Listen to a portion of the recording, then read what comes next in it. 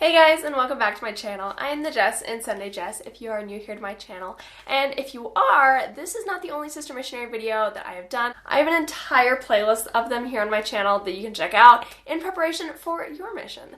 So today, the day that you are watching this, Sunday, December 15th, 2019, is exactly 4 years since I left on my mission. I served in the Lima, Peru Central Mission, for those of you guys who don't know, and it was amazing and fantastic in so many ways, but the very first day that I actually left for my mission was terrifying. And I know you guys are going to go through the exact same thing. You're going to have an amazing missions. You're going to get used to the culture wherever you're going. You're going to get along with your companions just fine. But the very first day is very stressful, and the couple days leading up to it. So I wanted to walk you guys through what my week was like leading up to me leaving for my mission, as well as the first day / night I was actually at the MTC. I've made other videos actually reading my journal entries from these days, so you can check those out. I'll have them linked above. But I haven't really ever focused on before the mission, like the couple days before. So if you guys learned something from this video, give it a like. If you have any questions about something I don't mention here, feel free to leave them in the comments down below. I love responding to you guys. And then if you're looking for more sister missionary videos, I make new videos every single Sunday, almost. So make sure you're subscribed down below to get notified when I post videos.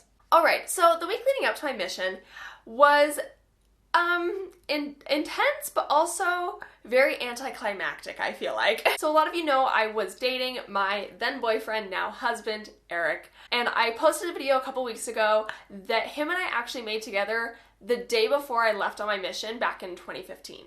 So you can check that out. Once again, it'll be linked as well. So December 15th was a Tuesday, and that was the day that I was actually going to be leaving and flying out. Now, because I served in Peru, I actually went to the Peru MTC and flew directly from my hometown in California all the way down to Peru.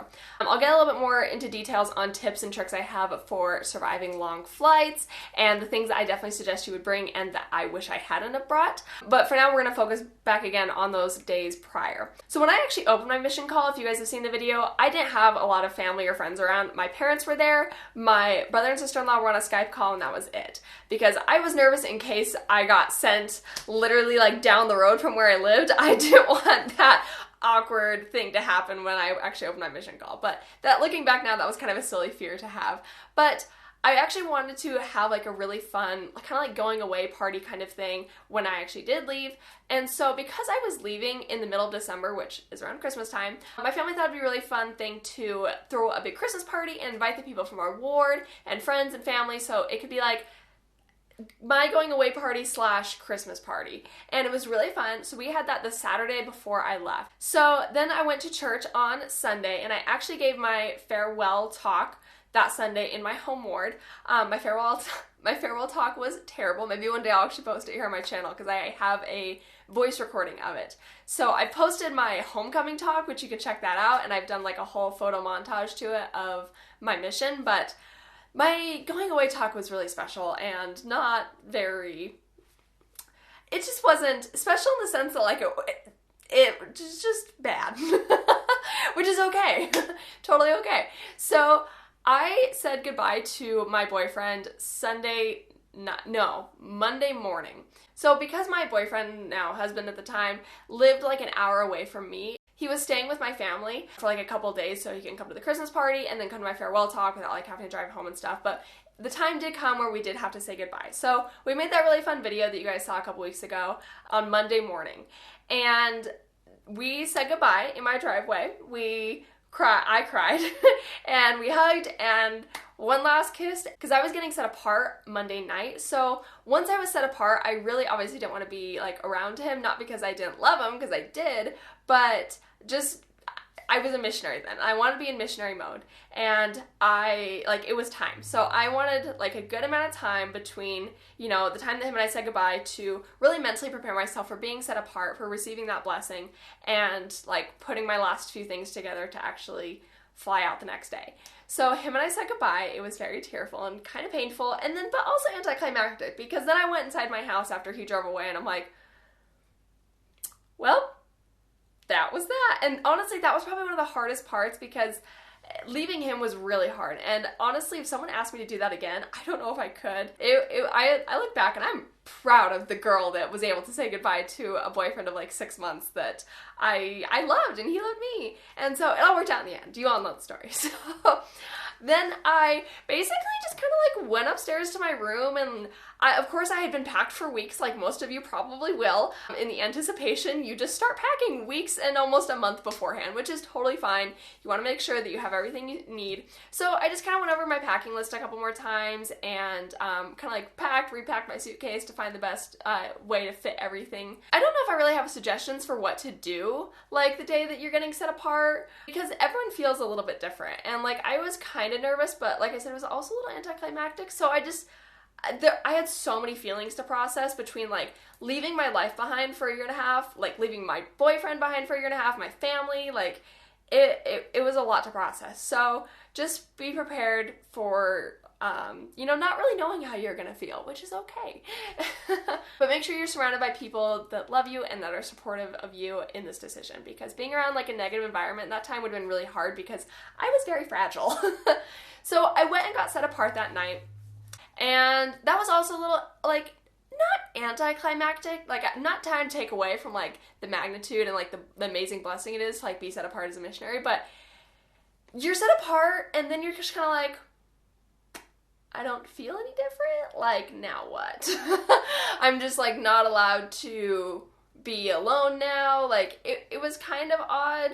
My family went and got some In-N-Out afterwards, and we ate at home, and I tried to go to sleep because I got set apart like I think around like 7 o'clock at night. So then I was just like, well, I guess I'll go to bed now. Like I don't really have much else I can do with my life. I turned my phone off and said goodbye to the world via Instagram and Facebook, and then put my phone in my drawer. And then just tried to go to sleep, which obviously was a big fail because sleeping the night before you're gonna leave on your mission is hard. But the next day I woke up and I had to be at the airport, I think around like 4 in the morning, because I had 3 flights that day to actually get to the Peruvian MTC. So woke up super early. Looking back now, what I wish I would have done is I wish I would have like taken a little bit more time to like prep myself, like physically. Like I picked out a dress that I liked for my mission stuff. Wish I would have picked a cuter one, honestly. But so I wish I would have like prepped myself a little bit better physically, like actually done my hair and my makeup a little bit. I don't really know why I didn't, but looking back now, the one picture I actually do have of the day that I left for the MTC is really sad looking, and yeah, so I would suggest like putting a lot more effort into yourself. You're just in a whole different mindset as a missionary, but I still wanted to feel pretty, and I just didn't that day, so I would definitely recommend like getting ready. Now, obviously, I know everyone's experience is going to be super different flying to the MTC, depending if you are in the United States or if you are going foreign from like your home country. Essentially, even if you come to the Provo MTC, like you'll still fly in, your day won't be as hectic as mine was, hopefully, and you won't have as many flights to catch, but it's still a pretty emotional day, and all the things I'm telling you definitely apply. So something I wish I would have done more of the day that I left for my mission is take more pictures. Like I said, I only had 1 picture from the whole day. I don't know what I was thinking. I know I was kind of like sad and a little bit like emotionally lost, but I wish I would have taken more pictures. I don't have any pictures of me like actually leaving the airport or like with my family or anything. We got to the airport on time, and my brother gave me some amazing advice. He said, like, 1, go work the hardest you can every single day and you will not regret it. And 2, don't panic right away when you can't speak the language. Both of those things, I just read them in my journal. I wrote them down and I was super grateful I did. So any advice people give you, definitely recommend writing down. I was trying to figure out ways to like soften the blow like of me leaving, because nothing hurts me more than seeing my parents sad. And so if I was going to see them sad, I was just going to lose it, and I didn't know if I was going to get on the plane. So what I did is I planned on telling my mom like 3 really awful things that I had done like in the like previous 6 months. Not like awful like morally, but just like I had ruined one of her favorite pillows. I had like broken a lamp or something, and then one other thing kind of like that. And she didn't know about any of those things. So I decided to tell her there. And honestly, she was really annoyed. And kind of upset that I'd done those things. And so needless to say, she wasn't very sad when I left, and she didn't cry. And looking back now, it's a really funny memory, and she was kind of annoyed for like several weeks after my family members told me. So as far as actually like getting on the plane goes and the things that I brought, I didn't sleep at all on the plane. I literally flew from like 4 a.m. West Coast time all the way until like midnight East Coast time, so that's like a full like 24 hours of flying. It was a long day, 3 flights. I didn't sleep at all, which honestly I don't really regret. I brought my scriptures and I brought like some things to do, but then I realized like I couldn't focus on just like reading my scriptures like at the time. It's kind of, it sounds kind of bad, but I wish I would have brought just like an ensign. I wish I wouldn't have like had my scriptures in my carry-on, because one, they were kind of heavy, and I actually didn't end up using them throughout the plane ride, because I was just like so like in another world mentally that I couldn't focus on just reading. Whereas the ensign like has kind of more lighter stories that I wish I could have read that are a little bit more inspirational. And another thing I was really grateful that I did was in my carry-on I packed like a full like day's change of clothes and everything. So I had a change of underwear, I had toothbrush, toothpaste, face wash, a washcloth to wash my face, change of socks. I didn't actually bring like a physical change of clothes, but looking back now, I wish I would have, because in case my luggage had gotten lost, I wouldn't have had anything to wear the next day at the MTC. So tip, I think you should pack like 3 days worth of stuff in your carry-on, so that way just in case your luggage does get lost, especially if you're going foreign, because it happens a lot. Like my biggest blessing the day that I left on mission was that all my luggage arrived at the Peru airport. Like I was so grateful. Like said a prayer when I saw it rolling down the belt. But I wish I would have like been a little bit more prepared in case it hadn't arrived, and I had packed like 3 days worth of clothes and stuff in my carry-on. And then being able to like wash my face, brush my teeth, change my underwear halfway through this long day of flying was very comforting and very soothing, and it was nice.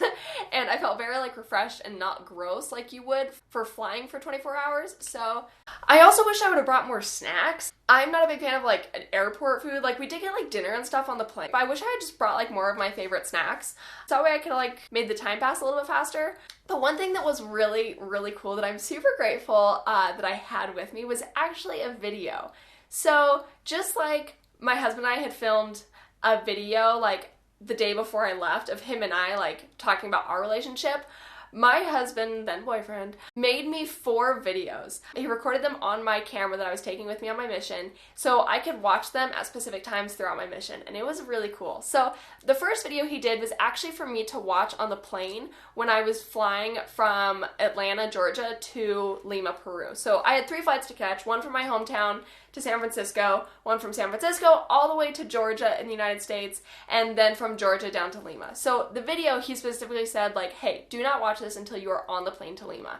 And because I had that video to look forward to of like his advice, it wasn't like a weird love letter video, guys. It was like him giving me really good advice and talking about the day he left for his mission. So it was really inspirational, and obviously like I was so excited because like I loved him, and it was just a great thing to be able to look forward to during the day. So something I would definitely recommend is having somebody do something similar for you, or even if you want to make a video for yourself of like comforting things and like reassuring yourself why you're doing this and why is a mission so important and why you're going. So having that video to look forward to and making myself wait like made the day go by quicker, which was really fun.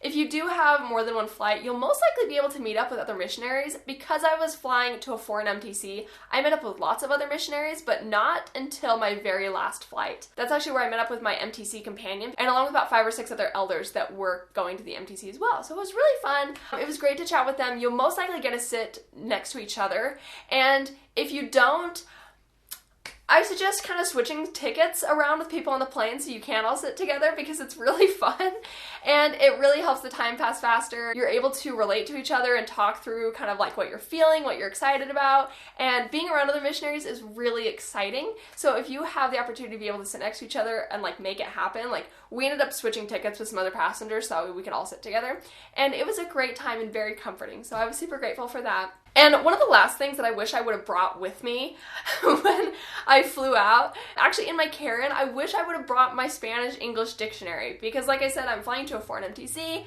The airport in Lima, Peru, like no one speaks English. The signs aren't English, nothing. Even like the announcements that are happening on the plane are in Spanish. And I knew nothing of what was going on. And of course, I'm already freaking out. Like I don't have a cell phone to be able to communicate in case I get lost. I literally almost missed one of my planes. I don't know if I've told you that story or not, but it was terrifying because you don't have a phone. And so I wish I would at least brought a dictionary, so that way when we arrived to the airport, we would have been able to kind of navigate a little bit easier and be more confident in the signs that we were following and the things that people were telling us to do. So luckily we did have a missionary in our group that was all flying to the MTC together that knew Spanish. He was already bilingual. So luckily he like totally like saved us and guided us to the airport. But if he hadn't been there, I literally don't know what we would have done. So if you're like flying to a different country that speaks another language, definitely bring a dictionary like literally with you in your carry-on so you can use it, because I don't know how else we would have made it. So those are kind of my tips and tricks as far as like the plane goes and like the days leading up to it. Being set apart is amazing, and like it's a literally like a priesthood blessing. Like your stake president will bless you with different gifts and things to focus on during your mission. If you can write down as many of the blessings and things that he said after he sets you apart, I definitely recommend it, so that way you can look back on it throughout your mission. I wish I would have done that. It'd been really cool. Just be prepared to not really know how to feel. I feel bad telling you guys, like, honestly, I don't know how you're gonna feel, but it's true. Everyone feels so different, and it's just like a whirlwind experience that is so, it seems like it's just lasting forever. Like, longest day of my life was between like getting set apart all the way to getting to the MTC, and it was like a 2-day adventure, and it was insane. But just surround yourself with people who love and support you. Surround yourself with things that comfort you. I brought one of my favorite blankets on my mission, and it was so nice just to like sometimes be able to like bury my face in it and cry. It was very comforting and soothing, so recommend doing that. But you guys know how I feel about sister serving missions, and it's truly like the most amazing thing. I would not be the person I am if I hadn't have served a mission, and I'm so grateful that the scared little 19-year-old girl was able to say goodbye to her family and to her boyfriend and to all the comforts of life, to carpet, to hot water, to normal food, and I was able to look past all of that and know that like, hey, this mission is where I need to be right now. This is what I need to be doing with my life, and this is what God wants me to do. And so looking back on that person, which I don't even know who she was because she was cool.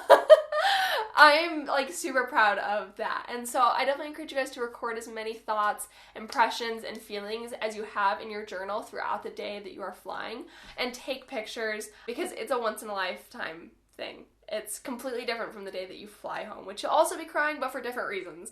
So I hope you guys enjoyed this video. Sorry I got like a little bit teary-eyed, but like I'm just so passionate about sister serving missions. I think sometimes that people blow it off or make it so underrated, but it's so not. It's the most empowering thing. So if you guys have any questions or any advice to give as well, you can leave them in the comments down below. You can always message me on Instagram too. You can DM me there. I answer questions all day, every day, from people all over the world about everything from like, hey, what should I pack? Or, hey, I'm leaving my boyfriend and I need help with this issue, and all sorts of things. So feel free to reach out. I will always try to respond as fast as I can. If you have second thoughts or doubts, just put them aside, because you're doing the right thing. Like, you have a mission call from the prophet to call you to go serve at some part in the world and be the hands of the Lord for 1.5 years. There's nothing more important than that during the next 1.5 years. So just put your trust and your faith in the Lord, and it'll all work out because you're doing the right thing. So I will just be over here reliving the day that I left for my mission 4 years ago and can't believe that I'm so old now. But I will see you guys in next week's video. Bye!